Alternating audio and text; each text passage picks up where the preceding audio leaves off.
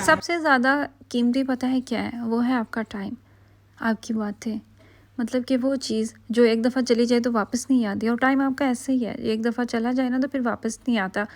और आप अपना इतना कीमती टाइम निकाल के किसी को टाइम देते हैं, उसकी वीडियोस देखते हैं, आप अपने मसरूफ़ टाइम से निकाल के स्पेशल लगा के देखते हैं। तो मेरा ये माइंडसेट है कि अगर आप अपना इतना कीमती टाइम निकाल के मेरी वीडियोस देख रहे हैं, तो मैं हमेशा से कोशिश भी यही मेरी होती है कि मैं कुछ ना कुछ ऐसा ज़रूर कहूँ, कुछ ना कुछ ऐसा ज़रूर बोलूँ जो आपको फ़ायदा दे और आप कुछ ना कुछ सीख सकें। मुझे जो सबसे ज़्यादा क्वेश्चन किया जाता है ना, काफ़ी ज़्यादा है, तो उनमें से जो एक ज़्यादा किया जाता है वो ये है कि न्यू कमर्स के लिए वीडियो बनाएं। आप बताएं कि एक नई फैमिली अगर आती है तो उसके लिए जर्मनी में सेटल होना कितना आसान है, और यहाँ पे खर्चे कितने होते हैं, यहाँ के अखराजात कितने हैं, बच्चों वाली फ़ैमिली के लिए कितना ख़र्चा होगा, और इसी तरह से रिलेटेड काफ़ी ज़्यादा सवाल आ रहे होते हैं। तो मैं पहले भी, अगर आप मेरे व्लॉग्स देखते हैं ना, तो मैं हमेशा से कुछ ना कुछ ऐसा ज़रूर बताती हूँ, या स्पेशली जो न्यू कमर्स होते हैं ना उनके लिए मैं कुछ ना कुछ बता रही होती हूँ, लोगों की आसानियों के लिए चीज़ें बता रही होती हूँ, दिखा रही होती हूँ।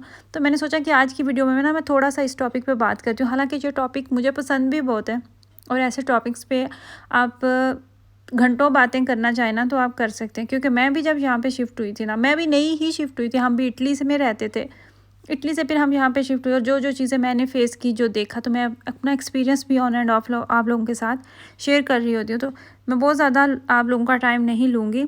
अगर आप इटली से यहाँ पे मूव होना चाहते हैं, स्पेन से यहाँ पे मूव होना चाहते हैं, या डायरेक्ट आप पाकिस्तान से यहाँ पे आ रहे हैं जॉब सर्च वीज़ा पे, या चांस कार्ड भी मेरे ख्याल से कुछ होता है, इस वीज़े की ही कोई है कैटेगरी, उस पे भी काफ़ी लोग यहाँ पे आए हैं।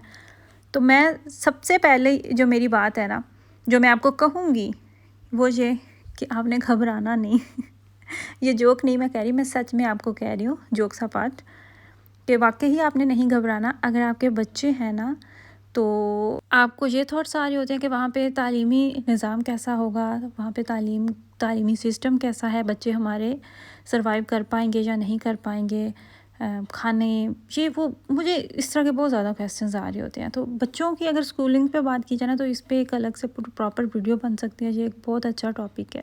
लेकिन मैं आपको ना थोड़ा थोड़ा सा सारा ही बताऊँगी इसी वीडियो में। अगर आप जर्मनी में न्यू शिफ्ट हो रहे हैं ना, तो जो यहाँ पे मुश्किल काम है ना, वो है घर का मिलना। यहाँ पे घर बहुत मुश्किल से मिलते हैं, घर ढूंढना अपने आप में एक बहुत ही बड़ा चैलेंज है, लेकिन मिल जाते हैं। ऐसा नहीं है कि मिलते ही नहीं है, नामुमकिन बिल्कुल भी नहीं है। अल्लाह ताला का हुक्म सबसे पहले, अल्लाह की ज़ात है नामुमकिन को मुमकिन बनाने वाली। जब हमें घर ढूंढना था ना, हमें जब घर शिफ्ट करना था, जब हम जर्मनी में शिफ्ट हुए थे, मैं अपने ब्रदर इन लॉ के साथ रहती थी। हमारा एक बेटा था, और मैं दूसरा, मेरा जो दरमियान वाला बेटा है वो पैदा होने वाला था, मैं प्रेग्नेंट हो गई थी। हमारे लिए भी घर ढूंढना बहुत ज़रूरी था, और जिसने हमारी हेल्प की थी ना, आज से 11 साल पहले की बात आपको बता रही हूँ, तो उसने मुझे यही कहा कि यहाँ पे घर मिलना बहुत मुश्किल है, बहुत नामुमकिन सी बात है।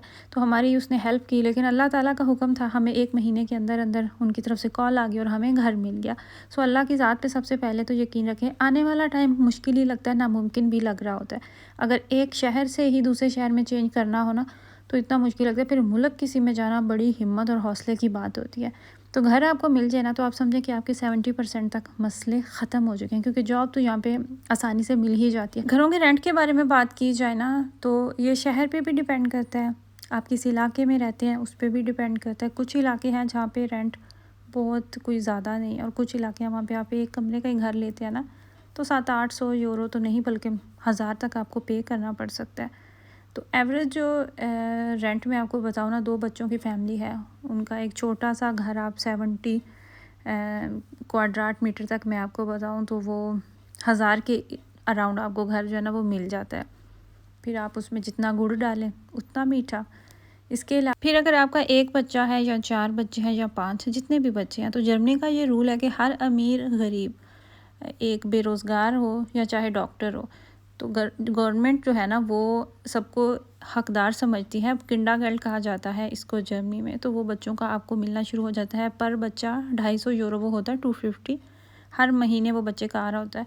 तो फिर आप आगे से खुद काउंट कर सकते हैं कि आपके जितने बच्चे हों उस हिसाब से आपको पैसे जो है ना वो मिलते रहते हैं, और ये भी बहुत हेल्प हो जाती है, अच्छी खासी अमाउंट बन जाती है। अगर आपके 3 बच्चे भी हों तो काफ़ी सहूलत हो जाती है।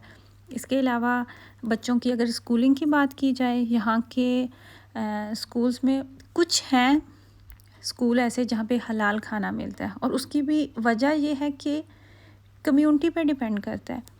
मैं पहले रहती थी डुइसबुर्ग सिटी में, जो कि दूसरा तुर्की कहा जाता है। वहाँ पे सिर्फ तुर्किश और अराबिश बच्चे थे, बहुत ज़्यादा वहाँ पे मुस्लिम कम्युनिटी थी। तो होता क्या था कि वहाँ पे स्कूल में हलाल खाना आ रहा होता था, गोश्त जो होता था ना वो हलाल होता था। लेकिन उसके अलावा जितने भी अभी तक हमने शहर चेंज किए हैं, मेरे बच्चों ने स्कूल विज़िट किया, कहीं पे भी हलाल खाना आपको नहीं मिलता। तो उसका दूसरा ऑप्शन ये होता है कि आप वेजिटेबल में अपने बच्चे का रखवा सकते हैं कि हमारा बच्चा गोश्त नहीं खाएगा, हम वेगान है।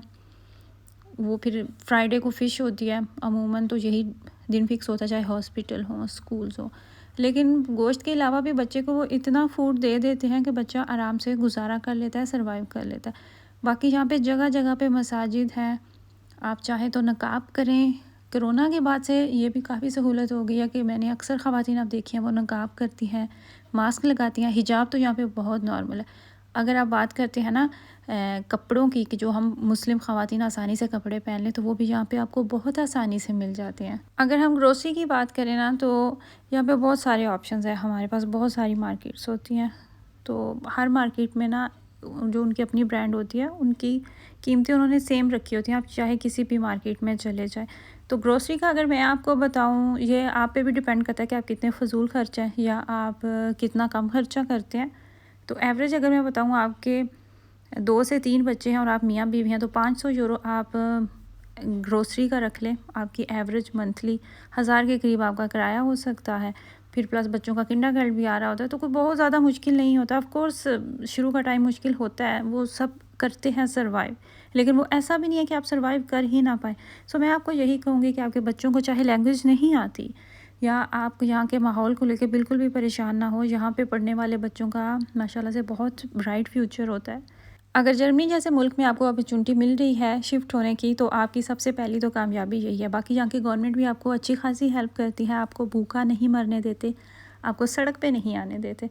तो मेरी अगर आप इतने 10-11 साल जो तजर्बा मेरा है ना, अगर मैं उसकी बेस पे आपको बात कहूँ, अगर मैं आपको अपनी तरफ से मशवरा दूँ, तो मैं आपको यही कहूँगी कि परेशान नहीं हो, आने वाला टाइम बहुत अच्छा होगा। अगर आप जर्मनी में अभी से शिफ्ट होना चाहते हैं ना, तो ये सारी सोचें सोच सोच के आप खुद को परेशान और हल्कान बिल्कुल भी ना करें।